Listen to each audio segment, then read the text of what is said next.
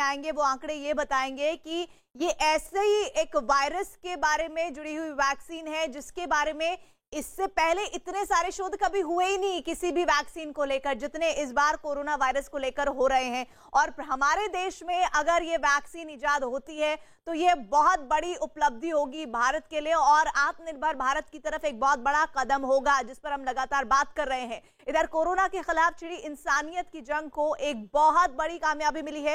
ये कामयाबी है कोरोना की जांच को लेकर जिसके लिए अब तक लैब किट और प्रशिक्षित लोगों की जरूरत होती है, लेकिन जल्द ही कोरोना की जांच इतनी आसान होने वाली है कि कोई भी शख्स घर बैठे अपने कोरोना संक्रमण के बारे में जान सकेगा और इसके लिए जरूरत होती है सिर्फ आपके हाथ में मौजूद मोबाइल फोन की। मोबाइल फोन के जरिए कैसे कोरोना संक्रमण का पता चल सकेगा और इससे कोरोना को हराने में किस तरह से मदद मिलेगी, ये जानने के लिए देखिए हमारी ये एक्सक्लूसिव रिपोर्ट। 1 2 3 4 5 6 7 8 9 10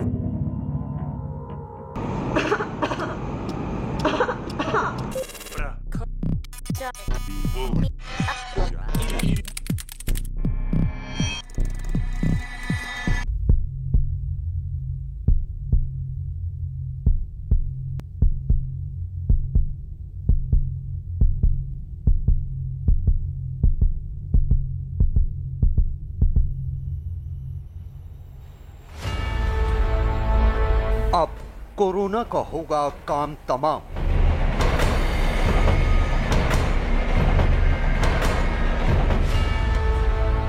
एक तरफ तैयार हो रहा है टीका,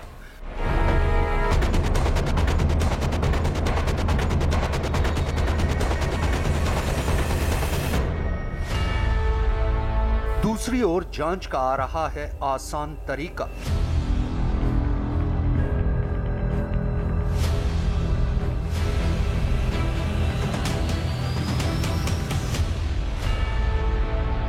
अब मोबाइल फोन से होगी कोरोना की जांच। जब एक बटन दबाया जाएगा आपके आईपैड या मोबाइल पर तो ये रिकॉर्डिंग चालू हो जाएगी। सिर्फ आवाज से हो जाएगी कोरोना की पहचान। आप खुद अपनी टेस्ट कर पाओगे या जो कि एयरपोर्ट्स पे हैं, रेलवे स्टेशन पे हैं, हॉस्पिटल्स में हैं, ऑफिसेज में हैं, जिम में हैं, थिएटर्स में हैं, स्कूल्स में हैं। कोरोना को कंट्रोल करने के लिए दुनिया भर में अब तक जितने फॉर्मूले तैयार हुए हैं उसमें सबसे कारगर जांच को माना जा रहा है। वैज्ञानिकों के मुताबिक जितनी ज्यादा जांच होगी और जितनी तेजी और जल्दी कोरोना पीड़ितों की पहचान होगी, कोरोना पर लगाम लगाने में उतनी ही कामयाबी मिलेगी। यही वजह है कि भारत समेत दुनिया के सभी देश कोरोना की जांच ज्यादा से ज्यादा करने पर जोर दे रहे हैं। कोरोना की जांच में अब तक जितने भी तरीके सामने आए हैं उसमें लैब और प्रशिक्षित लोगों की जरूरत पड़ती है। सैंपल कलेक्शन से लेके सैंपल की जांच करने की प्रक्रिया काफ़ी जटिल है और इसमें काफ़ी समय भी लगता है। ऐसे में दुनिया भर के जो वैज्ञानिक हैं वो इस मुश्किल का हल ढूंढने में लगे हैं और इसमें उन्हें काफ़ी कामयाबी भी मिल रही है। अगर सब कुछ सही रहा तो आने वाले 1-2 महीने में घर बैठे आप आपके स्मार्टफोन से ये पता लगा सकते हैं कि आप कोरोना संक्रमित हैं या नहीं। मोबाइल फोन के जरिए कोरोना संक्रमण की जांच का जो तरीका अब दुनिया के सामने आने वाला है वो बेहद आसान है और कोई भी कहीं भी इस तरीके का इस्तेमाल कर अपनी कोरोना की जांच कर सकता है। हम आपको बताते हैं कि ये मुमकिन कैसे होगा। इसके लिए इजराइल की एक कंपनी ने मोबाइल ऐप तैयार किया है।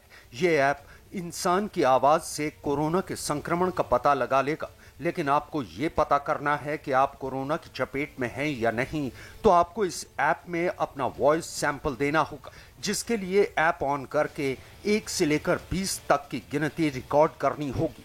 इसके बाद 5 बार खांसने की आवाज भी ऐप में रिकॉर्ड करनी होगी। गिनती और खांसने की आवाज से ये ऐप कोरोना संक्रमण की जांच करेगा और अगले 30 सेकंड में ये बता देगा कि वो शख्स कोरोना की चपेट में है या नहीं। प्रोसेस के अगर माना जाए तो कितने मिनट लगते हैं? अगर देखा जाए तो 1 मिनट के अंदर खत्म होता है। 1 मिनट से 2 मिनट के अंदर। 1-2 मिनट खत्म हुआ, रिजल्ट 30 सेकंड में। हाँ।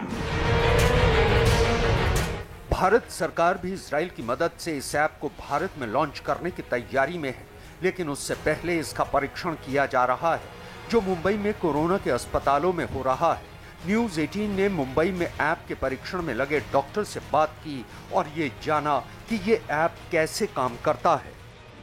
अभी मैं आपको बोलूंगी, आपको मास्क निकालना है और आपको गिनती करनी है नंबर्स। तो आपको 1 से 30 हिंदी में जोर से नंबर गिनती करनी है। आप कैसे गिनती करेंगे? 1, 2, 3, 4 ऐसे 30 तक गिनती करेंगे, लाउडली, क्लियरली और स्लोली। और उसके बाद 5 बार खांसी करेंगे, ठीक है? मैं जब स्टार्ट बोलूंगी तब आप करिएगा। आपको मास्क निकाल दीजिए।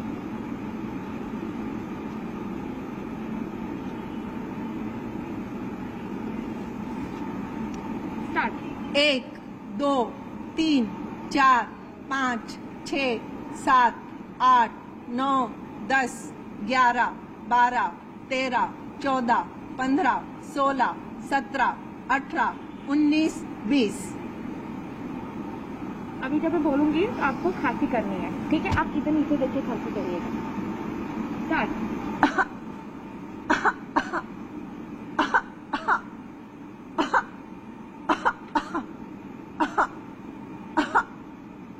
Thank you so much. Authenticity, सबसे बड़ा सवाल ये है कि ऑथेंटिसिटी कितनी होगी इसकी?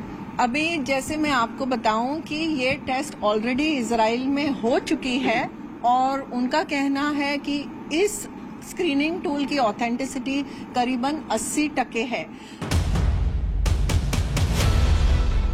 इजराइल की कंपनी का दावा है कि अब तक के परीक्षण में इस ऐप का नतीजा 80% मामलों में सही पाया गया है, जिसके बाद ऐप का परीक्षण भारत समेत कुछ और देशों में किया जा रहा है। भारत में इस ऐप की जांच के लिए 10,000 लोगों का सैंपल जुटाने का लक्ष्य रखा गया है।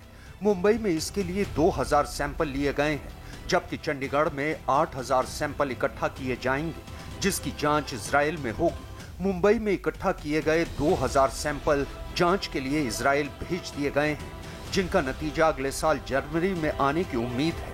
अगर ये ऐप कारगर हुआ तो सरकार इसे डाउनलोड करने की हरी झंडी देगी, जिससे हर कोई कोरोना संक्रमण की जांच कर सकेगा।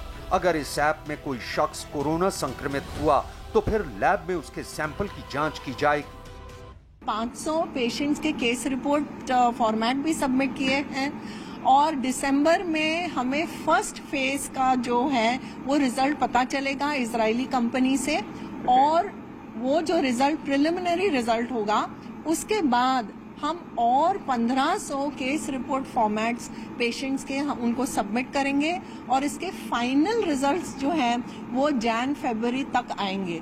और अगर इसमें जो वो ऑथेंटिसिटी क्लेम कर रहे थे कि 80% है, अगर ऐसे ही रिजल्ट आती है तो इस जरिए का बहुत ही यूजफुल ये होगा। इस ऐप की खास बात यह होगी कि इसमें नतीजा पॉजिटिव या नेगेटिव नहीं होगा, बल्कि ये कोरोना के संक्रमण की स्टेज आपको बताएगा। इस ऐप में पहला कॉलम नॉर्मल का होगा। अगर आपके वॉइस सैंपल को ऐप नॉर्मल बताता है तो इसका मतलब आप संक्रमित नहीं है, लेकिन अगर आपका नतीजा माइल्ड है तो आपको फौरन आइसोलेशन में जाने की जरूरत है, ताकि कोई और आपसे संक्रमित ना हो जाए। इसके बाद की कैटेगरी सीवियर की है। अगर आप इस कैटेगरी में हैं तो आपको तुरंत डॉक्टर से मिलने की जरूरत है, और अगर ऐप एक्सट्रीम कैटेगरी दिखाता है तो आपको फौरन अस्पताल में भर्ती होना चाहिए।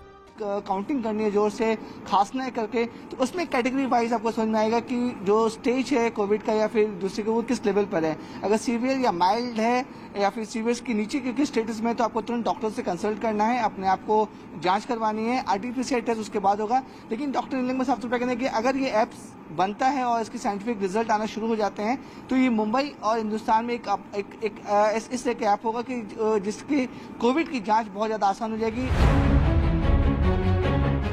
यह ऐप कितना कारगर है और इसके नतीजे कितने सही साबित होते हैं, इसके आधार पर ही यह फैसला होगा कि आने वाले दिनों में इसका किस तरह से इस्तेमाल किया जाता है। लेकिन अगर यह कारगर साबित हुआ तो भारत जैसा देश, जहां की जनसंख्या बहुत ज्यादा है, वहां कोरोना के मरीजों की पहचान करने में काफी मदद मिलेगी।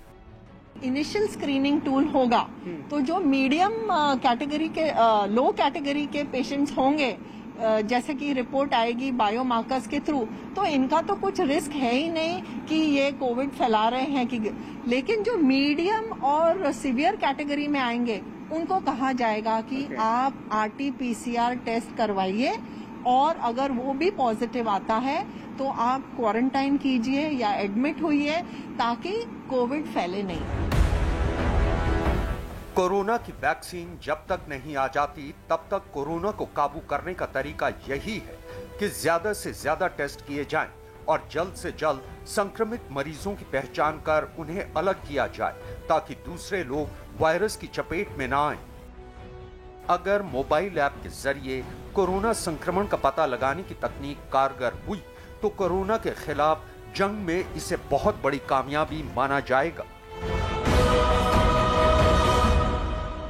तो आज कोरोना वैक्सीन को लेकर कोई बहुत अच्छी खबर भी मिल सकती है, इस बात का इंतजार पूरे देश को है, पूरे विश्व को है। इस बीच हमारे साथ हमारे सहयोगी जुड़े हुए हैं, अहमदाबाद से जनक और साथ ही विवेक जुड़े हुए हैं पुणे से। अहमदाबाद में जिस संयंत्र में इस वक्त मौजूद है प्रधानमंत्री, और कितनी देर वहां रुकेंगे जनक?